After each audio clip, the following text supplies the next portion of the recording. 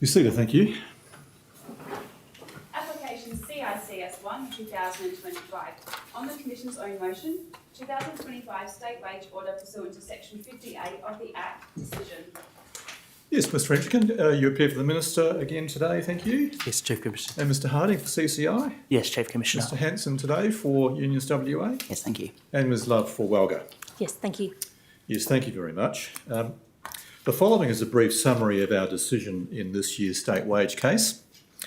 Section 50A1 of the Industrial Relations Act 1979 requires the Commission in court session to make a state wage order each year effective from 1 July, setting the state minimum wage and minimum award rates of pay. In making such an order, Section 50A3 of the Act requires the Commission to balance a range of economic, social and equity factors. These factors, as the Commission has observed previously, are in some senses competing. In addition, the Commission has to exercise its jurisdiction in accordance with equity and good conscience and have regard to the interests of those directly affected by its decision and the interests of the community as a whole. Unions WA submitted that the state minimum wage should be increased by $41.34 per week and award wages should be increased by 4.5%. The WACOS contended a 4.5% increase should apply.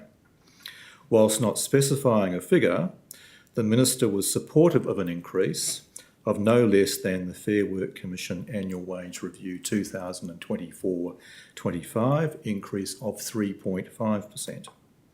The CCI contended that the Commission should increase the state minimum wage and award wages by 2.5%.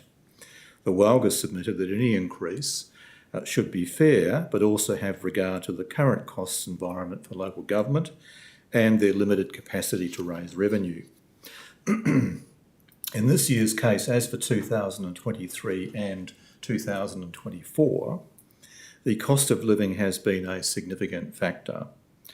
Whilst inflation is now moderating, the state minimum wage and minimum award wage earners have had reductions in their purchasing power as a result of the spike in inflation from 2021 to 2024.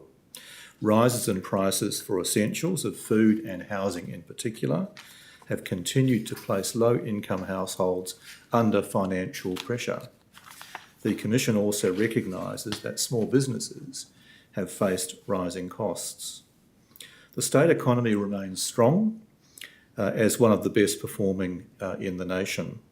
The labour market is particularly robust with very solid, although easing, wages growth in the community generally.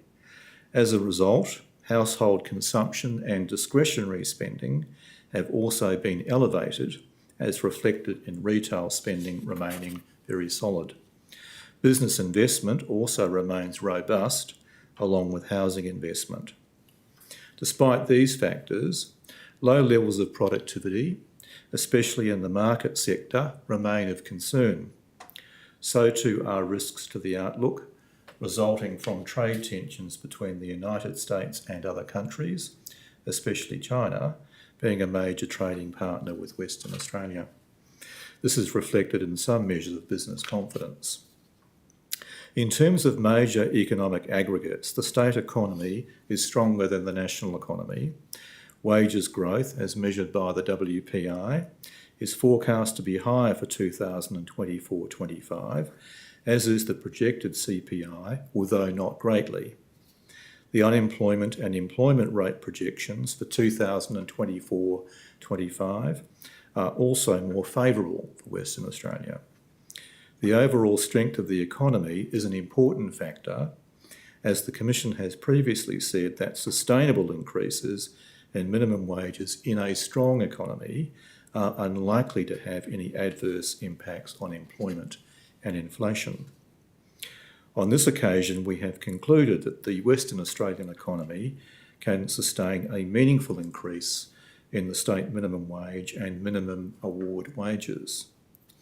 Having regard to all of the factors that the Commission must take into account under section 50A(3) of the Act, the Commission has determined that an increase in the state minimum wage and minimum award rates of pay of 3.75% is appropriate.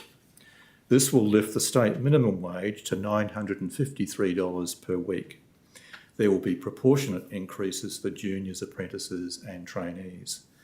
This will provide low wage earners in the state industrial relations system with a real wage increase and is aligned with wage movements in the community generally. We now publish our reasons for decision and minutes of proposed order.